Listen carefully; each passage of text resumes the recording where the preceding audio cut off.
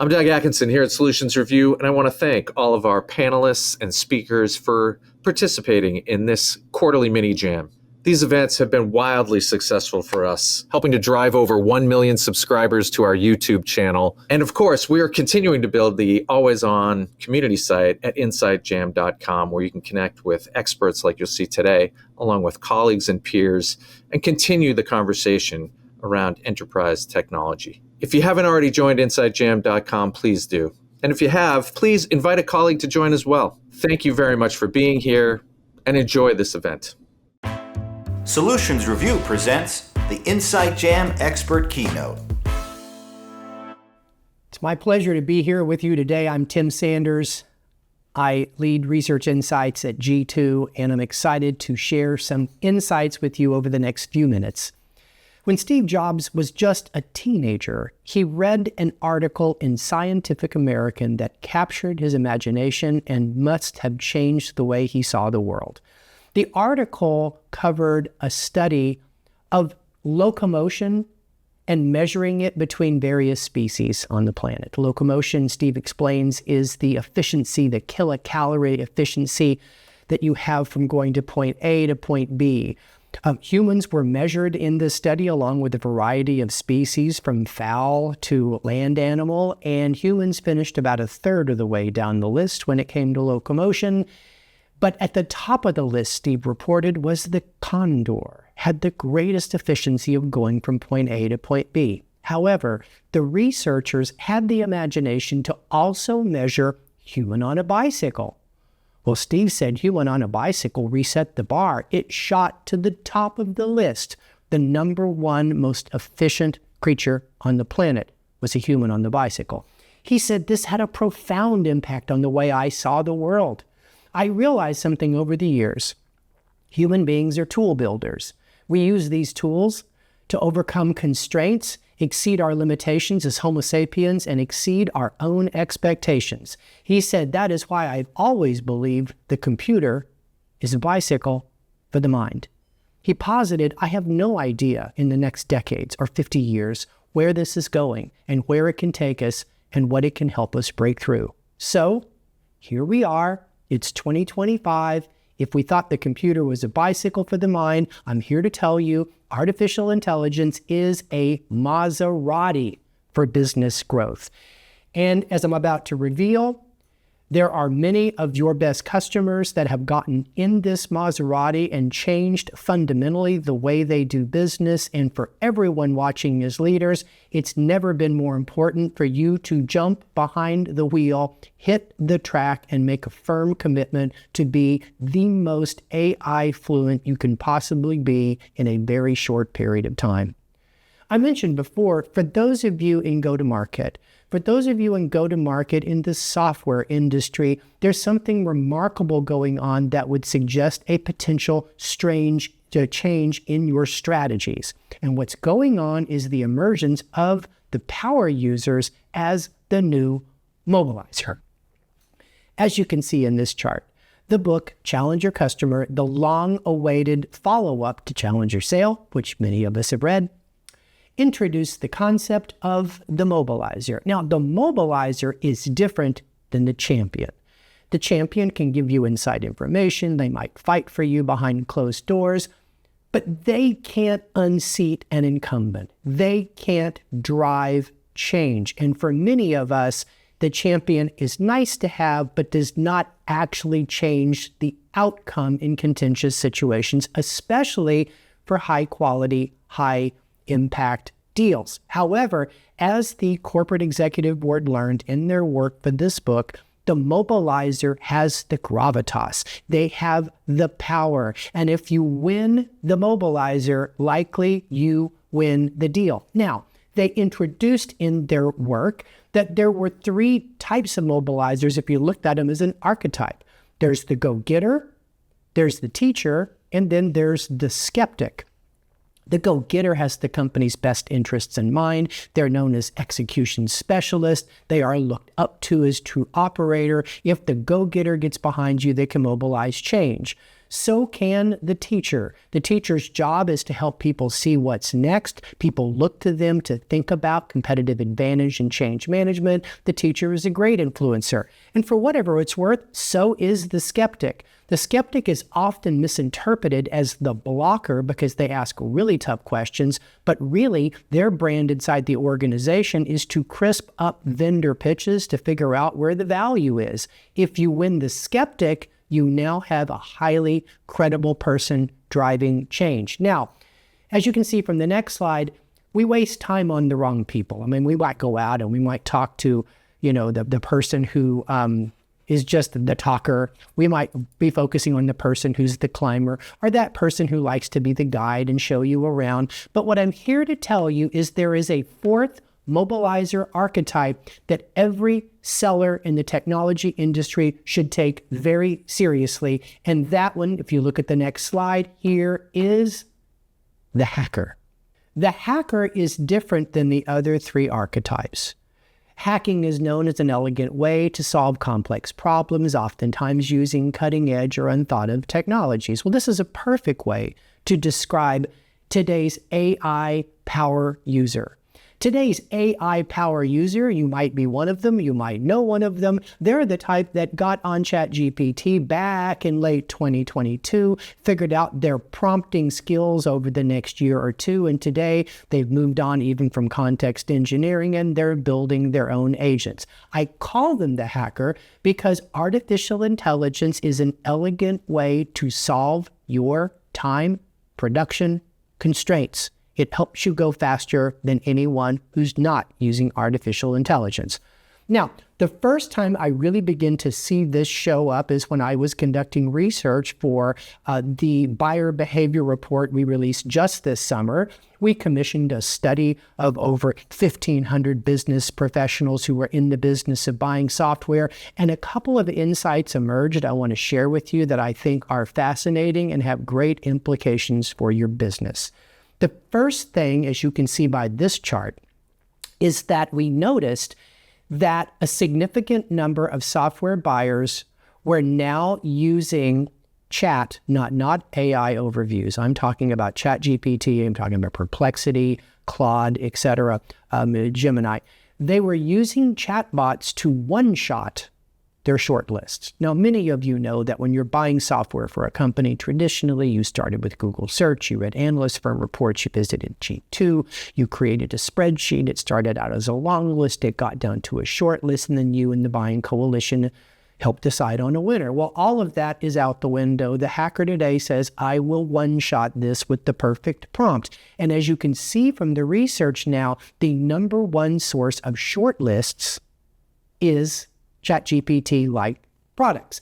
In fact, I will share something with you, and that is very recent survey data from late August that we've just concluded revealed that 50% of all B2B software buyers are now starting their research journey on a chatbot instead of Google. This may be different than the consumer research you might be hearing that it's just a rounding error. It is not. It is a hack. It is a new way of getting from point A to point B. Now, what we've discovered is not only that sellers need to really think about these AI adopters differently and how they're going to reach them, so you have to reach them now in a large language model and show up there. I also found another insight equally compelling and something that we're going to center on here for just a moment. It is the rise of the power user, and the power user in organizations having a fundamentally different attitude about switching.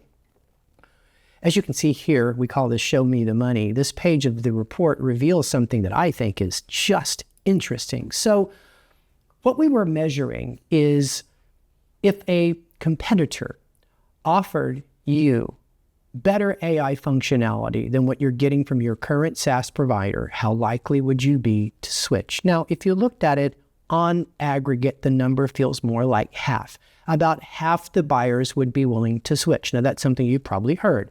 However, what came out of the research is an amazing insight here because we were able to segment survey respondents based on their self-reported level of usage and depth of knowledge about AI tools, especially AI tools they can directly program, like natural language chatbots. And what we've learned is that 9 out of 10, on average, 9 out of 10, or 88% to be specific, of those power users are willing to switch over better AI functionality. Now, I want to stop and talk about that just for a second. Oftentimes, when we think about go-to-market, we get stuck maybe in firmographics. We think about company size, we think about a person's position at a company, we think about the industry that they're in, etc. And then some of us, like I showed you, become even more enlightened and start to think about psychographics like mobilizers. What I'm telling you, as you think of your go-to-market strategies, as you look at your accounts at risk, you need to develop a profile for spotting a power user, or even just a self-declared power user in your selling motions, in your marketing motions. Because if your AI is better than your competitors, and for everyone watching, that is the win-lose right now. If it is better, leading with the AI difference will resonate with that power user. They're a hacker. They're your new mobilizer. And you want to focus attention on them to gain a competitive advantage. Now, once you understand a person is a power user, what you need to begin to do is to speak to them about different ways of measuring your product's value. Declared ROI is not something that resonates with the power user. They think it's guesswork. They feel like it's not really an answerable question. In fact, independent research we've done with power users even believe that when you think about investments in generative AI models or agents, it's just too early to even try to measure ROI. We didn't do that when we bought everybody computers. We didn't do that when we gave everybody broadband. We knew it was an enabling tool that allowed them to literally drive business growth in a Maserati. What the power user cares about are performance metrics and risk benchmarks. They care about hallucination rates. They care about what the utilization rate will be over the course of the coming year. They care very much about performance indicators such as reduction in cycle time, which can translate to cost savings, or an increase in process workflow speed, which translates to velocity of outcomes. Whether you're in sales and looking at contributions to pipe, whether you're in product and looking at software shipping cadences, whether you're in marketing and you're looking at KPIs like impression growth, these are the indicators that the power users will care about the most. And I think it's a fascinating way of connecting with them and capturing not only their support for you, but their absolute support for your success. So one final thing I would say about power users is that they follow a pretty predictable sequence of events to arrive at a conclusion and to pick the winner in these software shootouts. They are extremely likely to start with a hack around a chatbot, get themselves a Canvas shortlist, then go second to independent software review sites like G2 for signals that gain trust. Many of these sites, like G2, are adding more and more performance signals for them along with sentiment. And then finally, they go to the vendor website, usually to explore pricing, lock in features, and make contact with the salesperson. So that's generally their journey. Now, I know this is a big change, but there's even one more change on your horizon that I hope you prepare for, and that is the age of AI agents. I cover AI research at G2, and I've started on my coverage of agents last year, at the beginning of 2024, when it started to really bubble up as a really big game changer deal. And we've just completed research for an upcoming G2 report on agents, and we're here to tell you agents will continue to expand at dramatic proportions. We believe that agents will encroach upon SaaS. Like we saw with buyer behavior report, the buyer's mentality is quickly going to change from subscription to variable costs, such as pay for consumption, pay for outcomes. I think that's a profound insight for many of you on your pricing models. It won't just be agents, it'll be anything with artificial intelligence. In fact, we learned that power users are significantly more likely to pick a vendor that provides them variable pricing instead of seat-based subscription licensing. Now, I mentioned agents. Why is this important? We just finished research I want to give you a sneak peek of. We measured something above the power user. What we measured is we measured the agent builder. Now, this is a person that has actually configured and deployed an agent to do work for them, and they are a different breed. They aren't just the power user of a chatbot like a ChatGPT. They've actually gone to the next step and built a product that delivers actual actions and given it some level of autonomy. And as you can see on the slide, they will switch. Almost 3 out of 4 will switch to a vendor that offers agentic capabilities in 2026 if they're up against an incumbent who only offers AI, like machine learning, like generative AI. And that's a big deal. So identifying who an agent builder is rather easy. And what I want to also say here is as you get them to identify, you're not just looking for software engineers that know code. I'm not talking about a person who built an agent using, some sophisticated lang chain tool. We're talking about people that built no-code agents using natural language on platforms like Agentforce, Copilot Studio, ServiceNow, etc., UiPath, and the like. Because today, I can stand up an agent with natural language, get it to go to work, and it becomes a paradigm shift. So sellers, here's the whole point of all of this. Think about the hacker as a new persona. A few years ago, they were first adopters for generative AI. Today, they're first adopters for agent builders. They are at risk if your product hasn't caught up to that functionality. If you gain a lead, they are going to be the people that help you win. At this point, I'd like to transition from the concept of talking about how to win power users. I want to talk to you about how to become a power user. Obviously, the age of AI is a huge change management challenge. It disrupts the way we do things. Even agents disrupts the way we think about talent density. It changes the way we think about how systems of work are built. What I've thought about my whole career is this roller coaster of change that we tend to ride, and oftentimes we waste way too much time going through shock and rejection and resistance to change, and then at some point we begrudgingly identify with the change. 25 years ago, when I was CSO at Yahoo, I saw this in the marketing world where they resisted the move to digital marketing. I saw it in the retail industry where they resisted the move to e-commerce, and it did not turn out well. This is the same opportunity here. Artificial intelligence, and in particular, agentic AI, is the most disruptive technology in history, and it will challenge our emotional intelligence.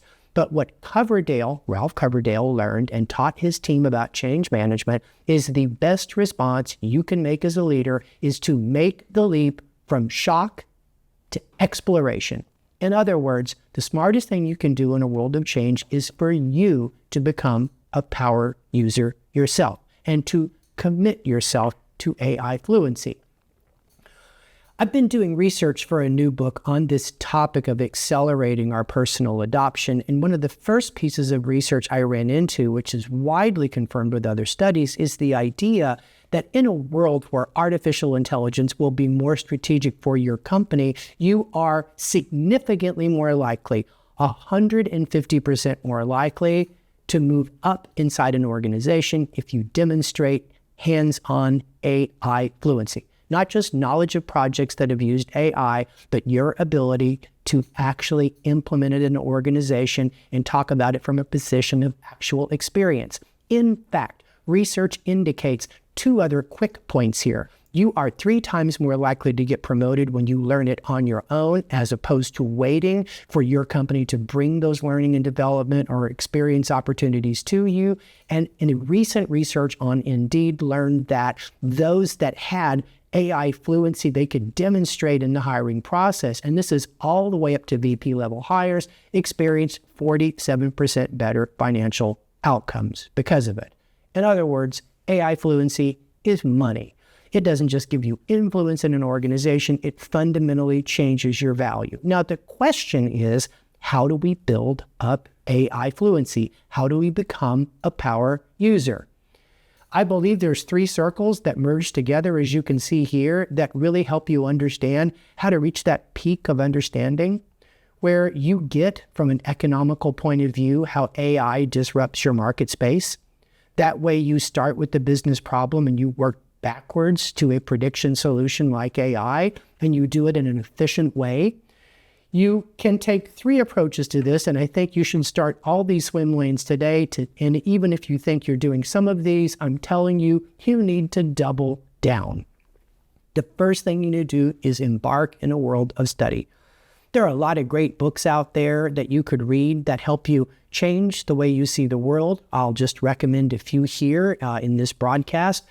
You should be reading Power and Prediction. It's a wonderful book on change management and how AI disrupts everything from a system of work standpoint. Co-Intelligence by Professor Ethan Mollick will help you understand how human beings will be partnering with machines moving forward to create not only harmony, but real synergy and a winning hand. And then finally, there's a brand new book called Reshuffle. And this is the book that really outlines how to focus on a changing system and not get caught up in this quagmire of does AI replace people or augment. That is a head fake. That's not what's important. What's important to understand is how AI creates a brand new system of work for your company. As you begin to study, you read white papers, you listen to podcasts. I recommend things like the AI Breakdown, which comes out every day. 20 minutes, keeps you up to speed. Or even more sophisticated ones like Light Cone from Y Combinator or HBR's ongoing series on AI.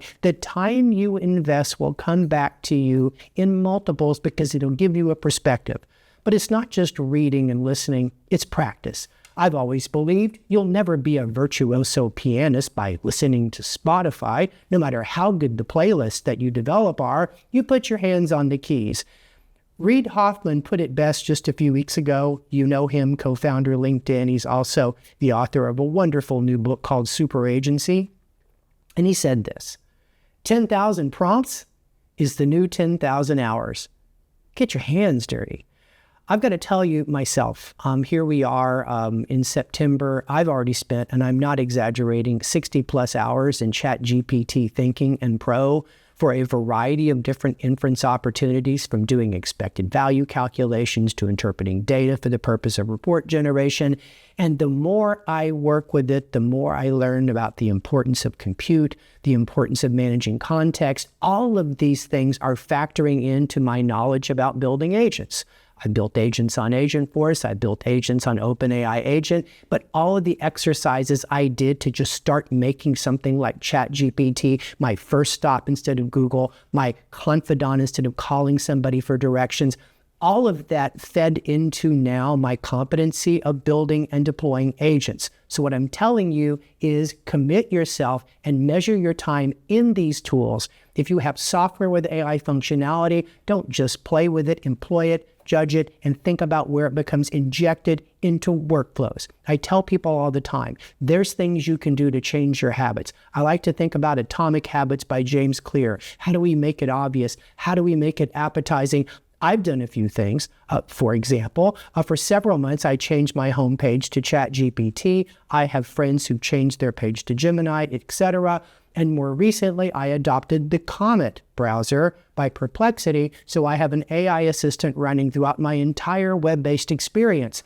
I've also, and this is the last slide I want to show you, I've gone back and I've looked at some of my critical tasks that I deliver at a strategic level. So obviously I'm involved in thought leadership, and I have very thoughtfully broke down that workflow to where I could figure out where are the opportunities for AI, whether it's simple automation with machine learning, whether it's generative AI to generate artifact, or even more so, whether it's let it rip automation with agents. And as you can see, when you go through the exercise, you can also sequence which skills you're going to stack. In other words, which use cases you employ first, which brings me to my conclusion. Much like the power users have learned, by the way, many of the power users thread through to become agent builders. Much like they've learned, it actually gets easier as you go along. When I started several years ago in my journey to really wrap my head around artificial intelligence, not just as an economist and an analyst, but as a business operator, I went back to school at MIT, the CSL Sloan School of Management program for artificial intelligence. It was overwhelming. But I've learned since then, it gets easier. There's a concept I've coined called learning effects, and it's based on my experience studying those that have learned complex math as well as those that have learned multiple foreign languages. The way that learning effects works is when you learn one skill and then you stack a complementary skill on top of it. So you went out and you learned algebra, you learn geometry, you learn trigonometry, then you learn statistics. What you're finding is that every subsequent skill is not only easier to learn, it's exponentially more valuable because of the combination of the skill sets. I found in the research, this is exactly how it works for foreign languages. And not connected ones like learning a bunch of romantic languages. I mean, learning a foreign language like German makes it easier to learn Mandarin. And as you begin to diversify languages, you also get more value for each incremental add. So that's the idea for you. As you find opportunities to use generative AI, to use agentic AI in your workflows on a daily basis, you'll stack skills based on new use cases you master. You focus on being a few-shot prompter, not a person that's conversational with something like a chatbot. You learn to be an agent builder, and every minute you spend will give you outsized returns. And that's the promise. Give it 8 hours a week, and you'll find you are accelerating your career journey. I hope all of this gives you some insights, whether you think about it from a go-to-market standpoint or you just think about it from your own personal leadership development standpoint. I'm Tim Sanders, and it's nice to meet you. For video highlights, replays, and more, visit insightjam.com.